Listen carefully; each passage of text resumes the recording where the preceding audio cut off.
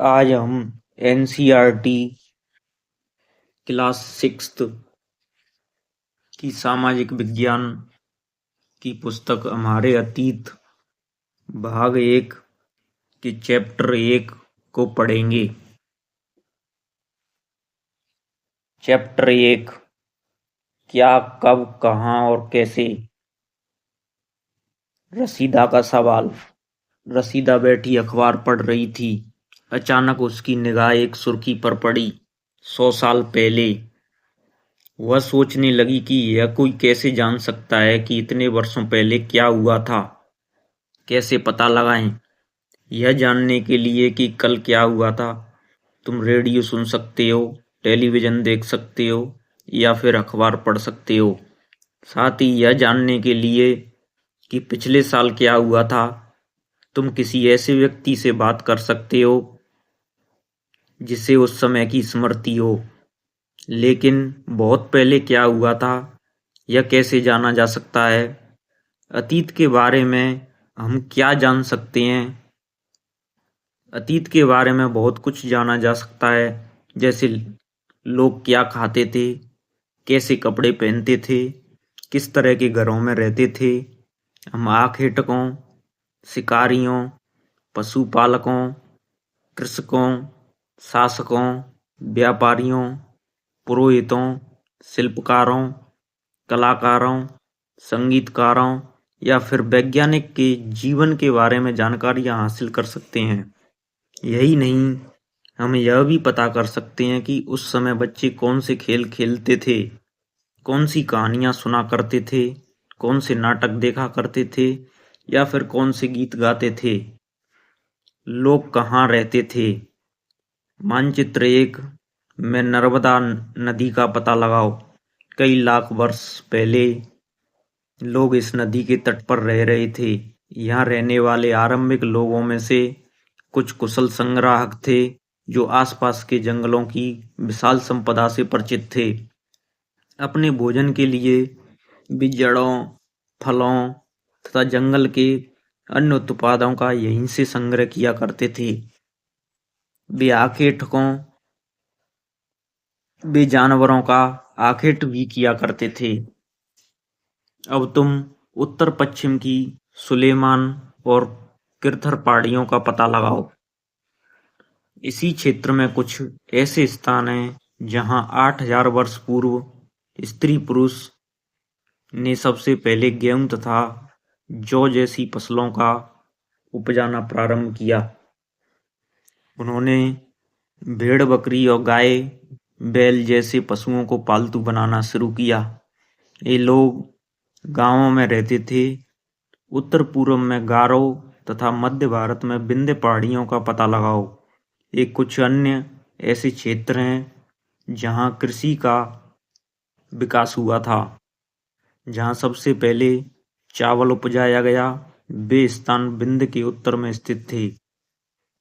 मानचित्र पर सिंधु तथा इसकी सहायक नदियों का पता लगाने का प्रयास करो।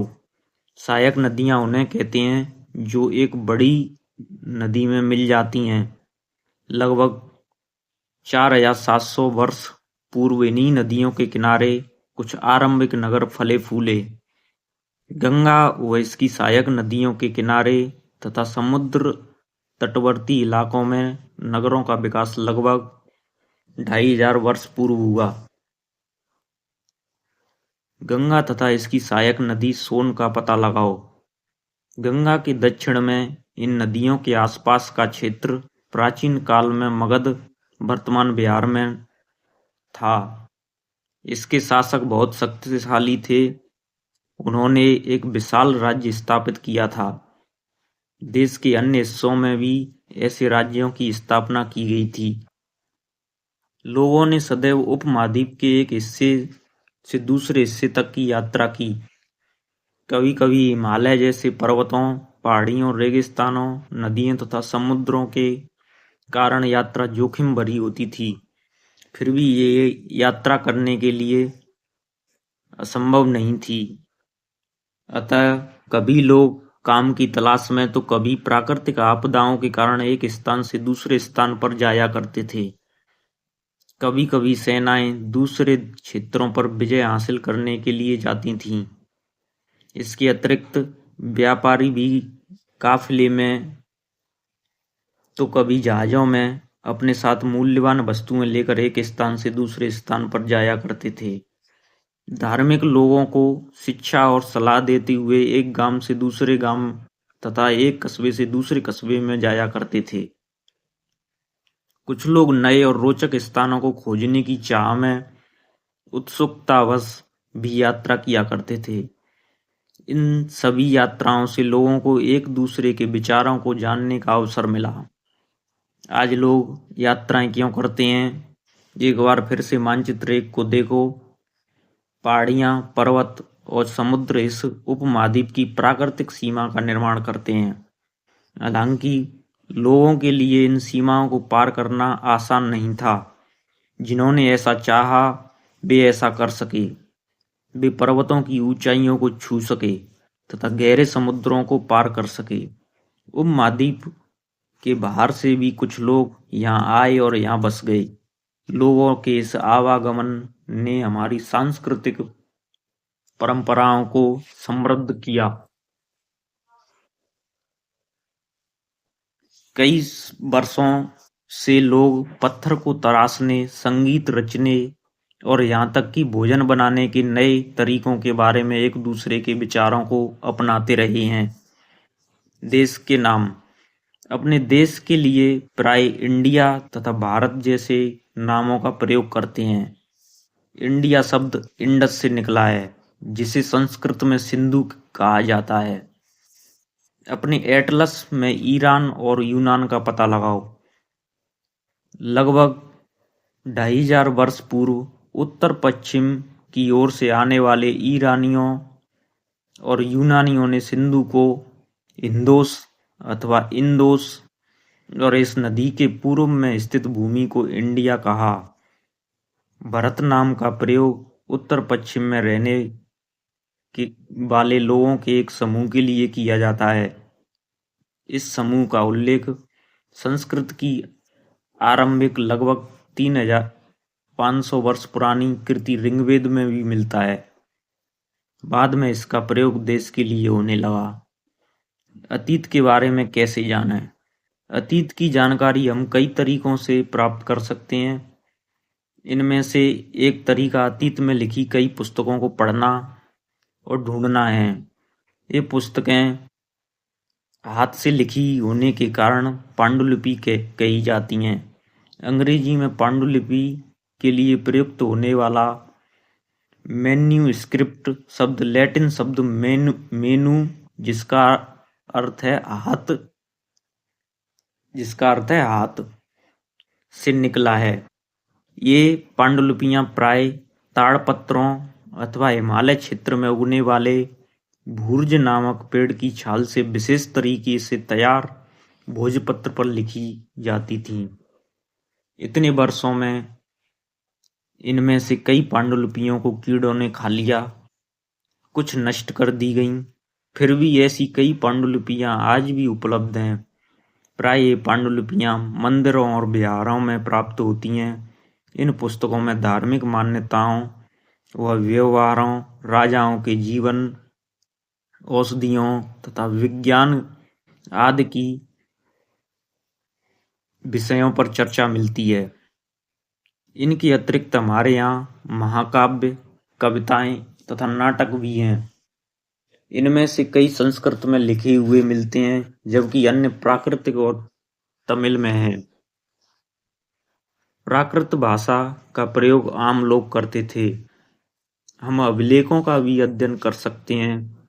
ऐसे लेख जो पत्थर अथवा धातु जैसे अपेक्षाकृत कठोर सतहों पर उत्कीर्ण किए मिलते हैं। कभी कभी शासक अथवा अन्य लोग अपने आदेशों को इस पर उत्कीर्ण करवाते थे, लेकिन ताकि लोग इन्हें पढ़ सकें, देख सकें और उनका पालन कर सकें।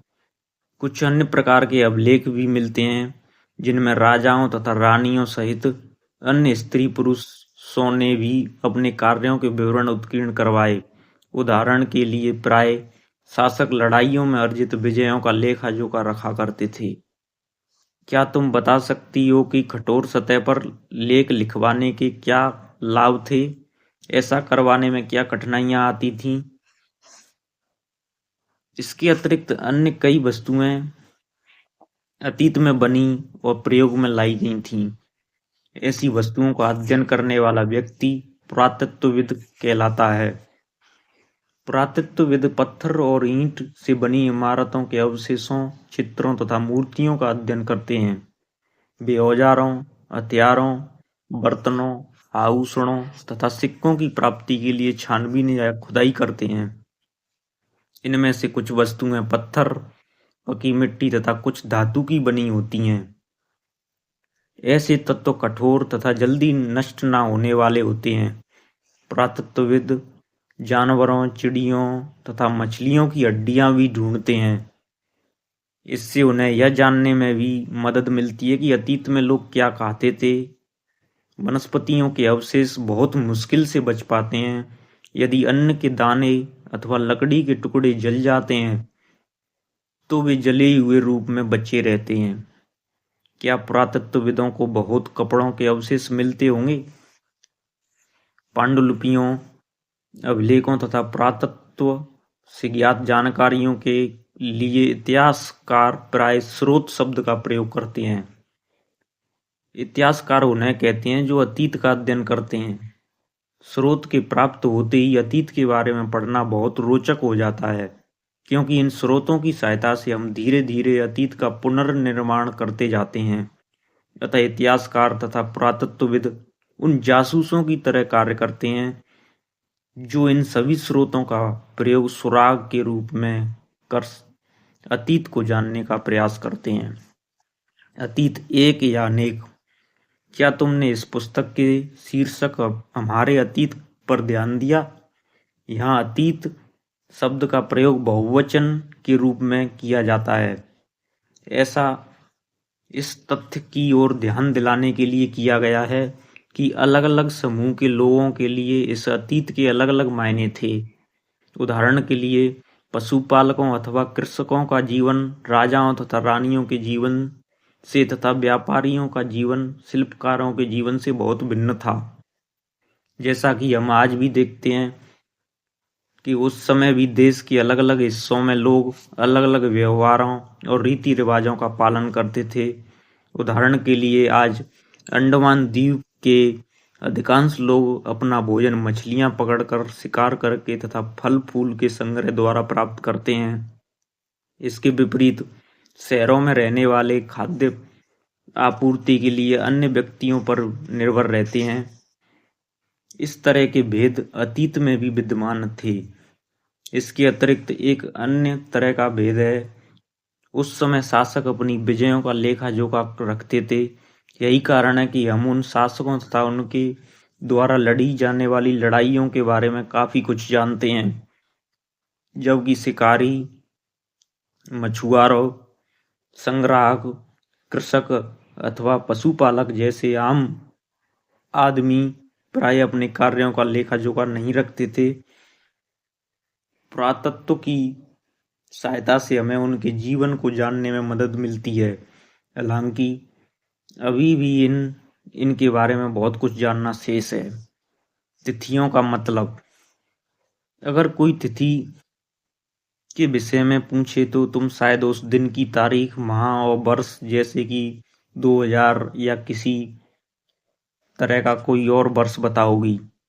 वर्ष की यह गणना ईसाई धर्म प्रवर्तक ईसा मसीह के जन्म की तिथि से की जाती है। अतः 2000 वर्ष कहने का तात्पर्य ईसा मसीह के जन्म के 2000 वर्ष बाद से है। ईसा मसीह के जन्म से पूर्व की तिथियों को ईसा पूर्व के रूप में जानी जाती हैं। इस पुस्तक में 2000 को अपना आरंभिक बिंदु मानते हुए वर्तमान से पूर्व की तिथियों का उल्लेख करेंगे। इतिहास और तिथियां। अंग्रेजी में बीसी, हिंदी में ईसवी पूर्व का तात्पर्य बिफोर क्राइस्ट, ईसा पूर्व होता है। कभी कभी तुम तिथियों से पहले एडी, हिंदी में ईस्वी, लिखा पाते हो। यह एनो डोमिनी नामक दो लैटिन शब्दों से बना है। इसका तात्पर्य ईसा मसीह के जन्म के वर्ष से है। कभी कभी एडी की जगह सीई तथा बीसी की जगह बीसीई का प्रयोग होता है।